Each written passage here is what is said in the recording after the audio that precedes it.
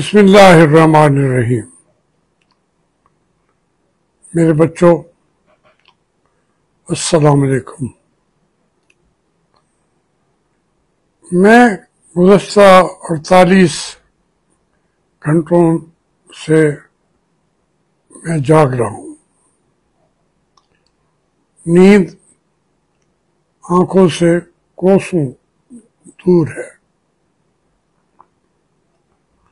ان حالات میں کیسے نیند آ سکتی ہے جو پاکستان اور ہمارے تمام مسلمان دیکھ رہے ہیں، خصوصاً پاکستان جن حالات سے گزر رہا ہے۔ ہمارے جرنیل تو خوش ہو گئے ہیں کہ انہوں نے افغانستان فتح کر لیا ہے۔ میری کیفیت یہ ہے کہ میں پاکستان پر 10-20 افغانستان بھی قربان کر دوں۔ میرا وطن ہے، میں انڈیا کو اس کے اوپر جو قربان کرتا ہوں چلیے، لیکن ہمیں حالات کا جائزہ لینا چاہیے۔ پاکستان اس تقریباً سال کے اندر 3 ملکوں پر اپنے ڈیفنس میں ہی جنگ لڑ چکا ہے۔ پہلے ایران کے اندر ہم نے ہارڈ پروسیوٹ کیا، وہاں ہم نے جا کے ڈرون پھینکے یا کچھ کیا، پھر انڈیا کے ساتھ ہو گئی، اب افغانستان کے ساتھ ہو گئی ہے۔ تو میں اس لحاظ سے دیکھ رہا ہوں کہ ایسے ملک کی اپنے طور پہ سروائیول بھی خطرے میں ڈال دی جائے گی، کیونکہ سارے دشمن ہوتے ہیں۔ پھر وہ دشمن جو ہیں وہ ہمارے پاکستان کا بھی حصہ ہیں، جو ہمارے پشتون ہیں پاکستان کا حصہ ہیں، ورنہ کیا ہے پاکستان؟ بغیر پشتونوں کے پاکستان کیا ہے؟ بغیر سندھیوں کے پاکستان کیا ہے؟ بغیر بلوچوں کے، بغیر کشمیریوں کے، بغیر پنجابیوں کے پاکستان تو یہی تو پاکستان ہے۔ اب وہ اتنی ان کی روٹس ڈیپ ہیں۔ اب یہ جو متقی صاحب گئے بیٹھے ہیں انڈیا میں، ساری عمر پڑھتے تو ہی حقانیہ دارالعلوم میں، جہاں سے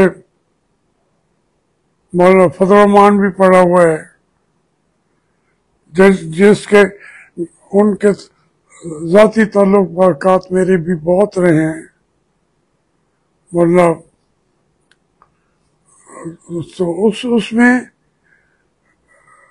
وہ بھی ملتان آئے تھے جب نوجوان، ان کے والد بھی میرے ساتھ MLA تھے، دادا بھی ہمارے ساتھ تھے اور دادا بھی ساتھ تھے۔ وہ یہ سارے पाकिस्तान के टुकड़ों पे तो पले हुए हैं मुत्तकी साहब, वजीर खारजा हैं जो,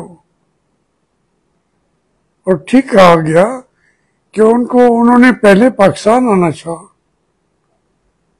दौरा अनाउंस भी कर दिया गया, तो फिर उन पर पाबंदी लगा दी गई। इंडिया के लिए पाबंदी नहीं है। इस पूरी जो एक जाल फैलाया जा रहा है पाकिस्तान के खिलाफ,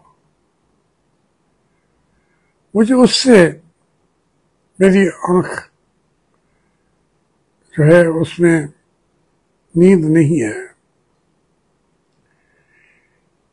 इंडिया हमारा अज़ली दुश्मन है, बाकियों को हमने अपना दुश्मन बना लिया हुआ है। तो अब देखें ना, अमेरिका जो है उसने कभी पाकिस्तान को ऐन वक्त पे हमें वो छोड़ जाता है। अब उसने हमें IMF के अंदर हम फंसे हुए हैं। ये भी सही है कि हम IMF के बगैर चल ही नहीं सकते, और वो IMF के जरिए बिल्कुल खुल के कर्जे वो दे रहा है। इस यानी पूरे पाकिस्तान के जो कर्जे थे एक तरफ, और ये 2-3 साल की जो हुकूमत है आसिम मुनीर साहब की, इसके कर्जे एक तरफ, वो पैसे ऐसे उड़ा रहे हैं, समझ नहीं आती। पाकिस्तान गरीब मुल्क है, वो जहाज प्रोटोकॉल दुनिया जहान की चीजें हैं।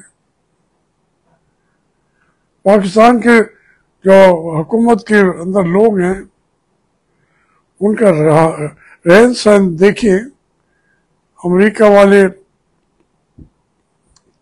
देख के परेशान हो जाते हैं।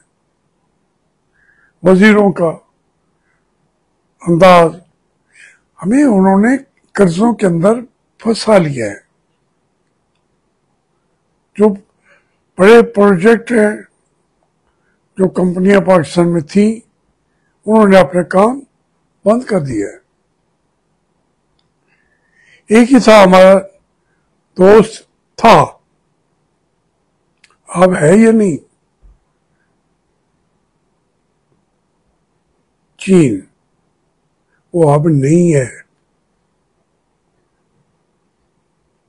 इन 2-3 सालों में आपने उसको, बल्कि इससे पहले भी इमरान खान के दौर में भी ये हुआ, CPEC बंद कर दिया गया। उन्होंने फिर थोड़ा सा तब्दीली देखी, उन्होंने फिर पैसे दिए CPEC पे आके, वो आगे आ गए। चाइना को ये वहां पे सिर्फ बलोच नहीं मार रहे,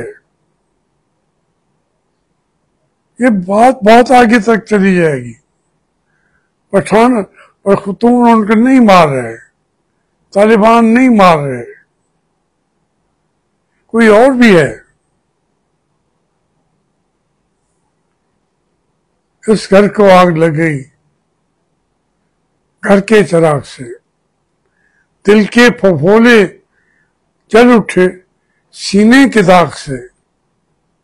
इस घर को आग लग गई घर के चिराग से। इस मुल्क के साथ जो हो रहा है, और मैं बगैर चाइना के मुझे तो सुकून नहीं है। जब मैं देख रहा हूं चाइना हम पे वीजे 40 मुल्कों को वीजा खत्म कर रहा है, पाकिस्तान का खत्म नहीं कर रहा। उसके बाद CPEC पे प्रोजेक्ट्स में جو کچھ ہم کر دیا ہے. جب وہ ان کے فرموں سے سودا بازی کرتے ہیں تو ہمارے یہی بڑے بڑے لیڈر سڑک کے اوپر ہر چیز کے اوپر ان سے کمیشن لیتے ہیں.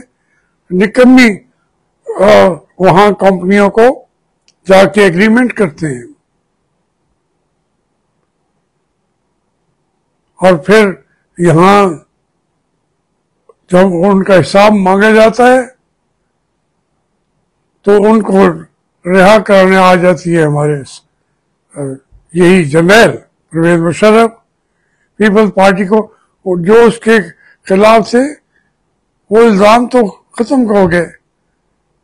جو مسلم لیگ کے اوپر الزامات تھے وہ ختم ہو گئے. کس نے کیے؟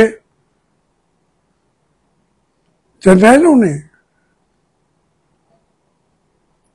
اب کس سے ان کا حساب جا کے لیں گے؟ چائنا بھی ہاتھ ملتا رہ جاتا ہے. اپنے ملک میں تو ہر وزیر کو دوسرے تیسرے کو سال کے اندر وہ پھانسی پہ لٹکا دیتے ہیں.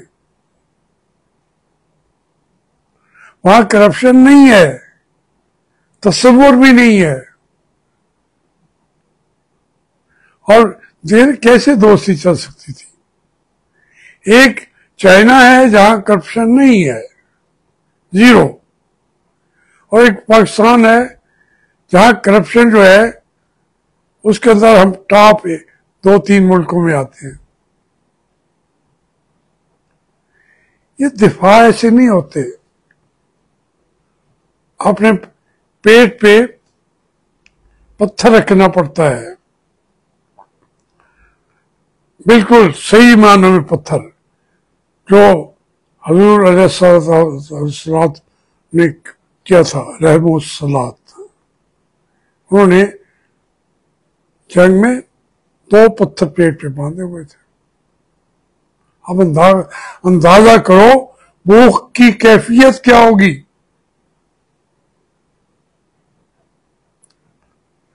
ہماری تو ہر چیز حیران ہو جاتے ہیں. جو لائف کا سٹینڈرڈ ہے اتنا بڑھا دیا گیا ہے، اس تک ہم سوچ ہی نہیں سکتے.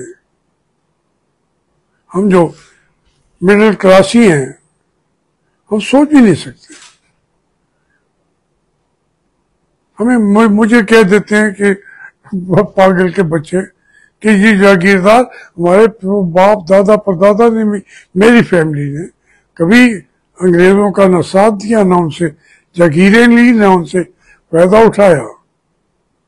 حتیٰ کہ اس سے پہلے بھی بادشاہوں کو کوئی ہماری فیملی تھی، اہم تھی، انہوں نے اپنی بیٹیاں دیں، اسلام قبول کیا، اور بہت بڑے بڑے ٹرائبز ہیں جو اب یہاں ارد گرد ہمارے ہیں، لیکن انہوں نے کسی دربار سے وظیفہ نہیں لیا، مسلمانوں کے دربار سے بھی نہیں لیا. وہ خون ہے میرا. میں بار بار یہی بات کہتا ہوں کہ ایسے، اور جو واقعتاً جو لوٹتا ہے اس کا ایک دن کے اندر وہ تو کھڑا ہی نہیں ہو سکتا. عاصم منیر کے سامنے، پرویز مشرف کے سامنے، حتیٰ کہ ضیاء الحق کے سامنے، یحییٰ خان کے سامنے، ایوب خان کے سامنے میں کھڑا ہو سکتا تھا. جو میرے منہ میں آتا ہے میں کہہ دیتا ہوں. لوگ جب اس کا جواب نہیں ان کے پاس ہوتا تو پھر مجھے گالیاں دیتے ہیں. بھائی میں تو ایسے نہیں ہے منہ میں آئی ایسے کہہ دیتا ہوں، نہیں، سچ نہیں رہ سکتا، سچ کہے بغیر میں رہ نہیں سکتا. تو یہ آج کا جو میں عرض کر رہا تھا، میں دیکھ رہا تھا ہر چیز پوری دنیا کے اندر میڈیا کیا کہہ رہا ہے اس حالت کے اندر، تو یہ ہماری ان کی تو کوئی حیثیت ہی نہیں ہے. یہ عاصم منیر وغیرہ کی بہت بڑی جرنیل ہوں گے بے شک. ابھی یہ اس کی فاتح افغانستان بھی ہو گئے، تو ان کو دیکھ کے ایک اور فیلڈ مارشل کے بجائے چیف فیلڈ مارشل کا وہ ان کو تاج پہنانا چاہیے. ہم نے تو تاج پہنایا ہوا ہے. وہ کہتے ہیں جی ہمارے بارے میں بات بھی نہ کریں، ہمیں جا کے بیچ دیا ہے تم لوگوں نے امریکہ کے ہاتھ میں. میں جب یہ بات کرتا ہوں تو مجھ پر مقدمے چلاتے ہو، چلا لو. جاوید ہاشمی کیا پدی کا شوربہ. جاوید ہاشمی ایک چیوٹی کی حیثیت نہیں ہے میری، مجھے اس کا اندازہ ہے. ایک انسان قبر میں ہڈیاں پڑی ہوں گی نہیں پڑی ہوں گی. کئی جاوید ہاشمی آئے مارے گئے، پیدا ہوئے مر گئے. مجھے وہ تو میں اپنے انجام اس نقطۂ نظر سے جانتا ہوں. جو اللہ نے کیا ہے وہ اللہ نے کرنا ہے، لیکن جو میرے اندر ہے اپنے ملک کی چیزوں کو، جو میں نے سیکھا، جو میں نے سمجھا، جو مجھے پڑھایا گیا، جو میں نے قرآن حکیم پڑھا پھر قرآن حکیم پہ لکھا، میں کہتا ہوں کہ یہ جو وطن ہے یہ بہت محبوب وطن ہے. ہر ایک کا محبوب وطن ہوگا، لیکن یہ تو ہمارے بڑوں نے بڑی مشکل حالات میں اسلام کو بھی زندہ رکھا اور پاکستان بھی بن گیا. اس کے لیے مجھے آ جائے گی نیند، لیکن اس وقت تو میں بالکل پریشان ہوں، پشیمان نہیں ہوں. میں یہ باتیں کرتا رہوں گا. اللہ پاکستان کو اور ترقی دے، پاکستان کو سب ملکوں سے بڑا ملک بنائے. پاکستان زندہ باد.